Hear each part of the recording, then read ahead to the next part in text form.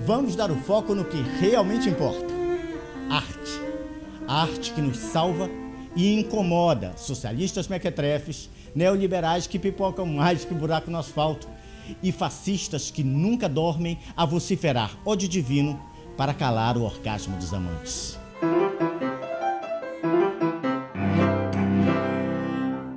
Falar de Nietzsche é difícil pra caralho. Imagina agora em poucos minutos. Pois é, mas o professor e músico paraense Márcio Benchimol aceitou esse desafio. Imperdível. Então, vou falar de Nietzsche pegando só uma frase famosa do Assim Falou Zaratustra, no qual Nietzsche diz o seguinte: o homem é apenas uma corda distendida entre o animal e o além do homem. Então essa frase é muito importante, muito significativa, porque ela resume muita coisa e ela mostra já aquilo que eu acho que é o principal objeto da filosofia do Nietzsche, o principal objeto de preocupação dele, que é a questão do homem. O que é o homem? Primeiro, a gente nota que o homem é uma corda entre o animal e o além do homem. Isso significa que existe uma continuidade, o Nietzsche estabelece uma continuidade entre o animal e o homem, ao contrário de muitos outros filósofos e pensadores que colocam aí uma separação absoluta. O homem seria uma coisa, o animal outra. Para o Nietzsche não. O homem, tudo que é humano deriva de uma base animal, de uma base natural. Mas o homem não é o animal. O homem é alguma coisa que deriva do animal. Para que a vida humana, propriamente humana, comece, é necessário que seja superada esta base natural animal, que nada mais é do que uma base instintual, pulsional da vida humana, que existe dentro de nós, mas a vida humana ela começa com a superação dessa base. E é isso que o Nietzsche chama de domesticação de animais, que é o processo civilizatório. O homem tem de se afastar dessa base, tem de negá-la de alguma forma. Isso é um processo doloroso e que a humanidade passou por esse processo na fase mais longa da sua história, que é a fase pré-histórica, e que nós todos passamos por esse mesmo processo na nossa vida individual. É necessário mais um passo, ou seja, é necessário encontrar formas pelas quais essa energia vital primordial possa se escoar, e isso Nietzsche chama de transfiguração. Essa transfiguração ela resulta naquilo que Nietzsche chama de cultura.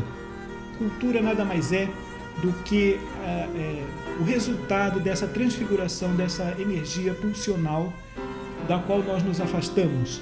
E nesse sentido ela também é um resgate dessa naturalidade da qual nós abdicamos.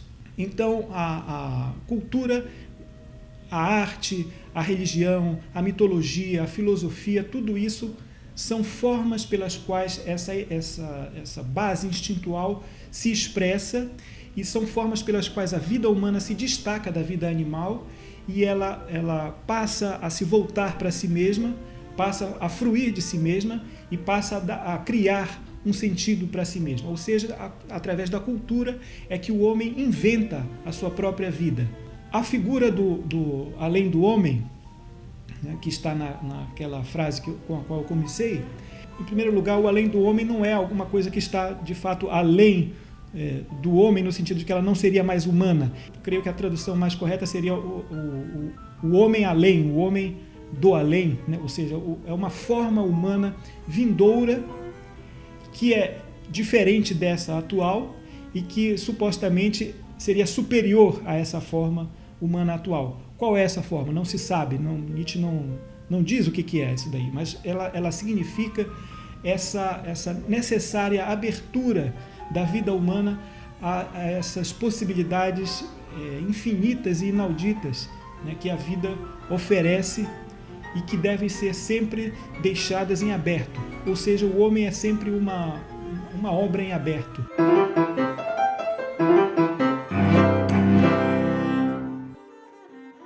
Hamilton Braga fez uma resenha sobre Os Últimos Dias de Pompeu, uma história em quadrinho do italiano Andrea Pazienza, que demorou décadas para chegar no Brasil. Um dos clássicos dos quadrinhos chegou há pouco tempo ao Brasil, com quase 30 anos de atraso. Os Últimos Dias de Pompeu, do quadrinista italiano Andrea Pazienza. Como definir? É um soco na boca do estômago. E ainda assim é lindo. O artista, encontrado morto na banheira de sua casa, com apenas 32 anos, levou ao ápice o desenho solto, em preto e branco, quase como se fosse aquele rabisco que fazíamos no canto do caderno durante uma aula chata. Só que Pazienza levou isso ao último estágio do vigor artístico. Viciado em heroína, talvez sua morte tenha sido por uma overdose, Andrea fez um relato um tanto biográfico em Os Últimos Dias de Pompeu, que obviamente belisca a fama e a tragédia de Os Últimos Dias de Pompeia. É um quadrinho sobre drogas que não se preocupa em tomar partido, de ser construtivo ou destrutivo. Narrado em terceira pessoa, talvez pelos seus óculos escuros, a história foi escrita e desenhada entre 1984 e 1986, e o artista fez as aventuras de Pompeu, ou Pompe para os íntimos, em qualquer tipo de papel, até folha quadriculada, e foi tudo preservado nesta edição. É cru e genial. Parece um desenho fácil, meio borrado, mas é natural e extremamente técnico. Até em detalhes marginais há muita noção de perspectiva, proporção e distorção, por que não?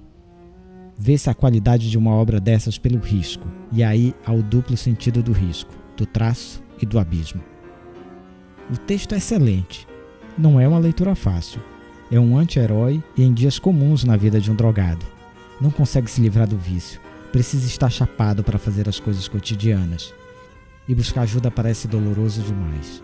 Talento que se desperdiça e se expressa. Várias facetas do vício estão ali. Pompe é artista, professor, mas para consumir a droga precisa lidar com traficantes. É uma passagem forte quando Pompeu reflete sobre o tempo que perde com aquele tipo de gente.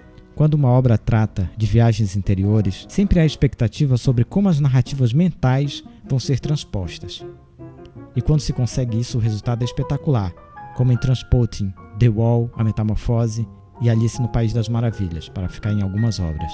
E claro, em Os Últimos Dias de Pompeu. O que poderia assombrar um desenhista underground? O Pato Donald e o Mickey, ora. Eles estão lá para cutucar os sonhos grandiosos e frustrados do artista. Há também cenas embaçadas, reativadas, caveiras, tudo muito ácido, tudo muito esperto. Elogio às drogas? Nenhum. O que Pazienza mostra é um dia a dia desgraçado de quem mistura a infelicidade à bad trip e não se sabe qual começou primeiro.